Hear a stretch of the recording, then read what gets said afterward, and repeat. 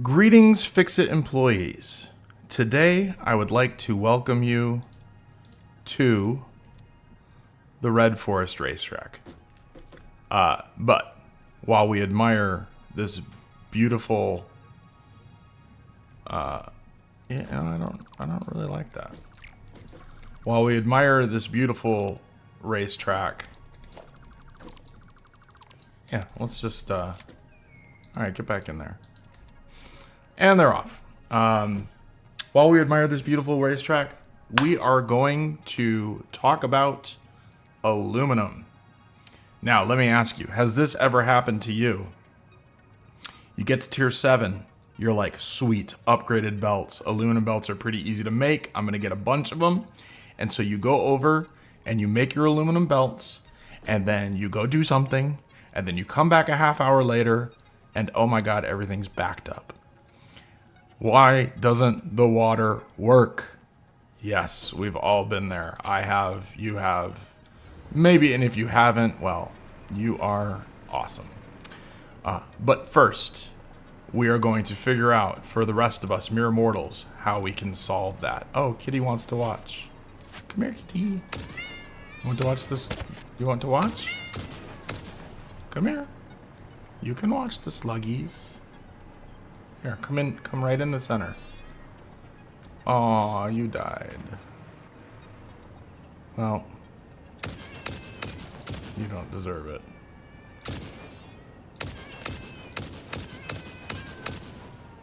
Alright, anyways, Red Forest Racing. Alright, let's begin. For the purposes of this, everything that we're doing is going to be fully sharded up. So down here, this is a normal coal node. It wants 600. It's taking 600. And then over here is a pure bauxite node. And that is producing 1200, but we're going to underclock it to 1000. Because the ratio with sloppy alumina, let's take a look at it really quick. All right.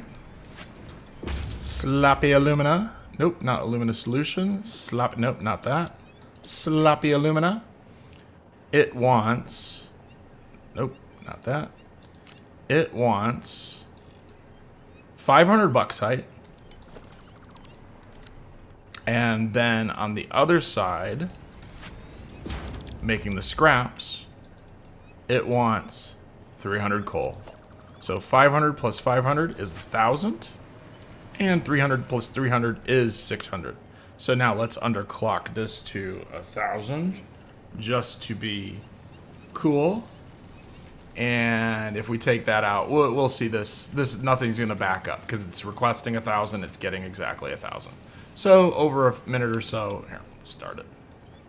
Oh, yeah, it's going to have to rerun. But now we'll get that guy going up at 100%. All right. So let's go down to the factory as we admire the beautiful, I don't know what this area is called. The Gold Coast? Or is it I think it's called the Gold Coast. Well, it's the oil coast. There's a bunch of oil over here. All right, so let's go down to our alumina factory. And as we can see, without this big thing in the way, it's really, really simple. We have 2 refineries right here and 2 refineries right here. And what are these refineries doing? Well, these first 2 are making alumina solution. And the alumina solution is coming out here on this green pipe and going into that one. And coming out on this pink pipe and going into that one. I colored the pipes just so we can actually, let me customizer. All right, that's not the same color, but hey, that's the pink pipe, that's the green pipe. Why are we doing that? It's stupid. Well, because this is producing 600 a minute, and that's all we can fit into this handy-dandy little... Nope. That's all we can fit into one pipe, right? MK2 pipe holds 600.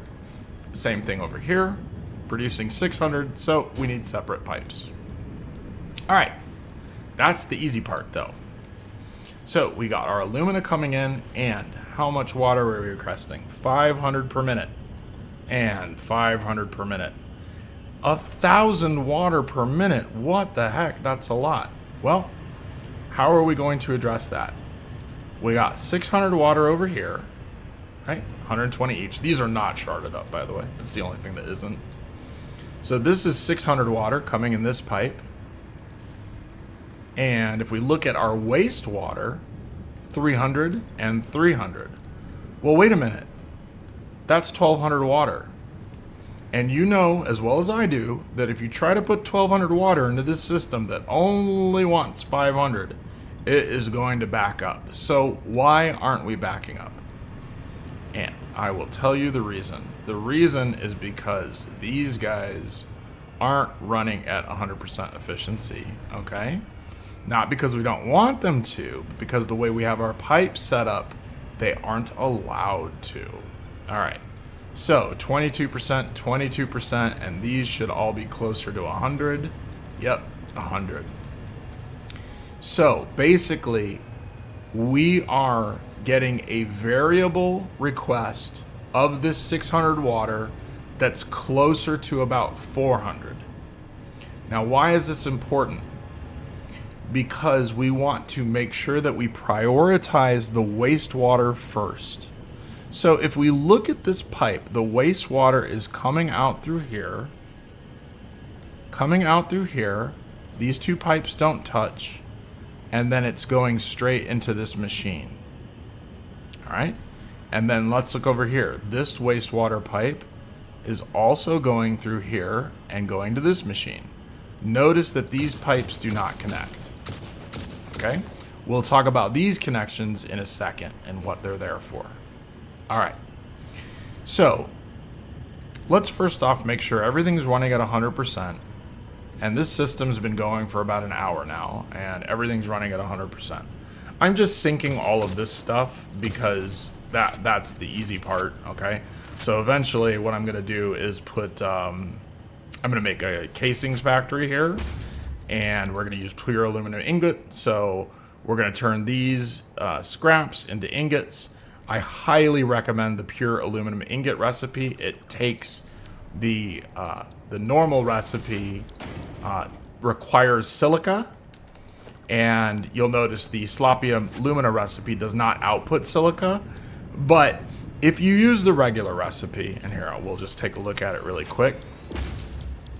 If you use the regular recipe, and we'll just do ratios without, all right? You're outputting 50 silica, and then if you look at what the foundry wants, it wants 75 silica. All right, so let's look at that again before I go too fast sometimes. 75, and this is only outputting 50. So what typically ends up happening when you get your silica going in here is that you won't have enough silica,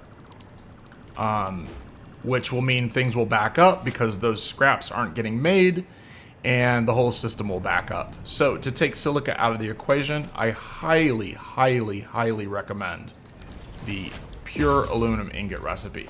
The sloppy alumina recipe, it's not as important, okay? If you just use the regular recipe, you could just take the silica and sink it, all right? So, like, in other words, if we just did the regular recipe, we just come to our output and, you know, the silica's coming out here, and then we just run it over to the sink, all right? So, sloppy alumina, it's a good recipe, just it makes the ratio simple, but the really important one is pure iron ingot, but that's not even really the point of this video. This is more about how to keep these machines from not backing up. Okay, so we're producing 600 water here, and we're producing 600 there, and we're only requesting 1,000. Well, one thing you could do, it wouldn't be the right thing, is that you could lower the amount of water this is producing by, say, underclocking it, right? You can take it all the way down to 200, wherever that is, you know. You could do that, but then what happens is you got your 200 here, you got your water coming in perfect, but this will not be producing enough alumina solution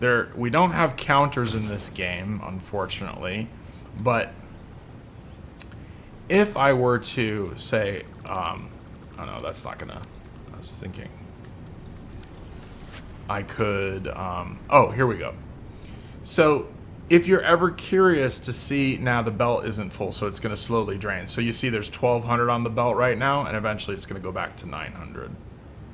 And there's no belt speed between tier 5 belts and tier 6 belts, so that's the best we can do.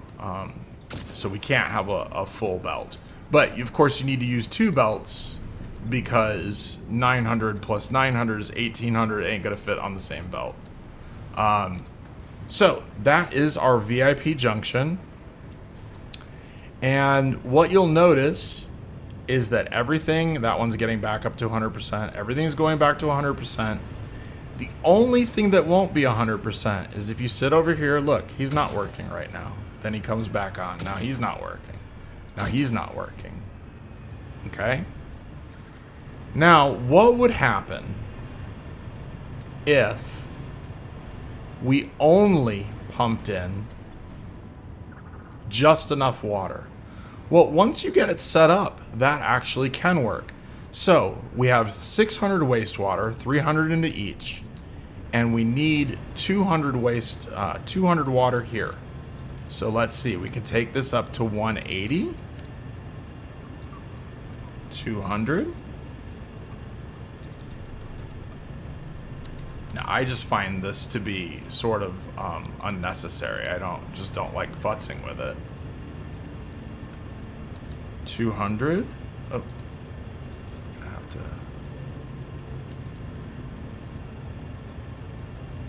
200. Okay.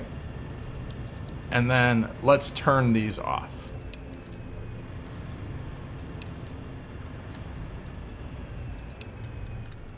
All right. So now we got these producing 200, 200, and let's see if we're able to maintain our, you know, kind of what we're doing here, right? So we have 400 being requested, and 200 should split into each pipe pretty evenly, and I think this should work too. The reason I don't do it this way is because I know the other way works. So this one has 6, 61.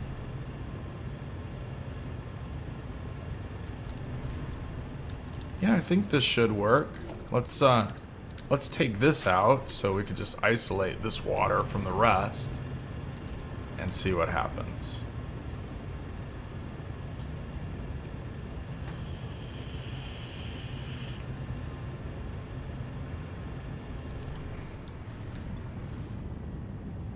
So far, it looks pretty good. I think that will work. The one thing is that when the whole system starts, you kind of need to boot it up with that extra water, right? And then you can futz around and start adjusting the ratios. Now, me personally, I personally would rather just do it this way. Actually, you know what? Maybe not. Let's go against my better instincts. You know, it's kind of one of those things where you learn it one way, you figure out what works, and then you're a little bit scared to change it up. It doesn't really matter anyways because I'm syncing everything anyways. But this is basically the easiest and most efficient way to make sure that those bauxite plants are running. And again, very, very simple. Okay. So yeah, use those VIP water junctions. Again, up and then down and in. And then over here, the white pipe goes up and then down and in. And the 2 waste pipes don't touch. Boom, over into that. And then boom, over into that. All right, so I'm going to leave it right there. Good luck, Pioneers. I know when I first started playing this game, pretty much every time I would make an aluminum factory, I would get backed up, and I couldn't understand why. And I'm sitting here trying to balance the ratios and this, that, and the other. You know what? Just crank everything up to 11, add in some extra water, prioritize it, and you should be good to go. All right, so now let's do something else to make sure that we are actually using all the right coal. What I'd like to see is that bauxite factory running at 100%.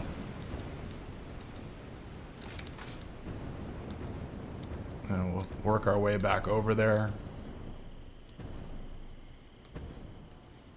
I got ionic fuel now. I might do another little video on that.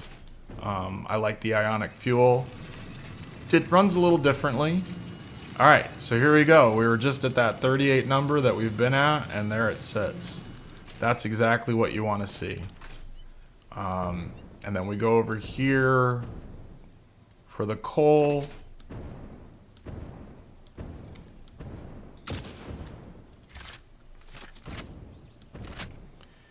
And we look back at the coal.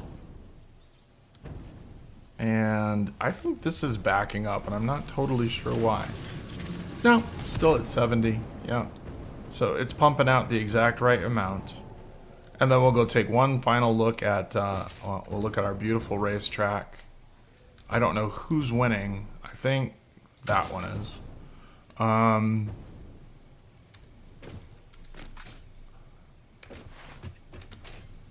We'll go look at our wonderful little bauxite factory, and hopefully it will still be working at 100%.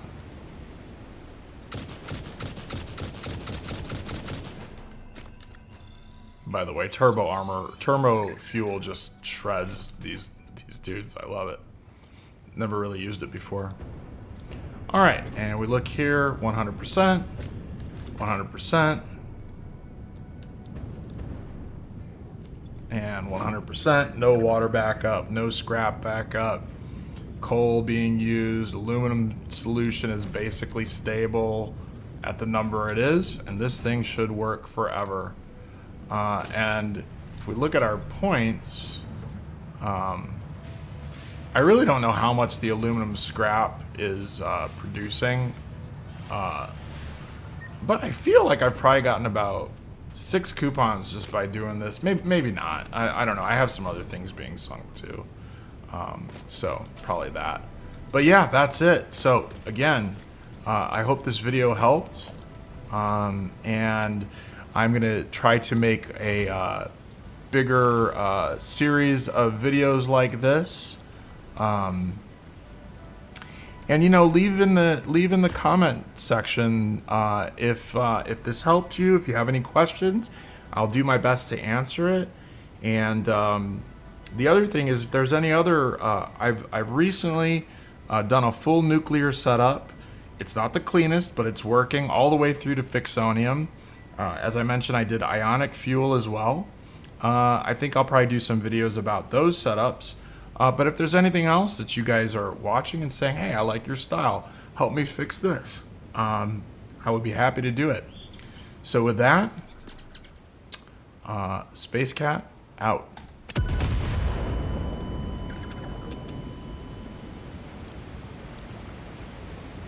Bye, everybody.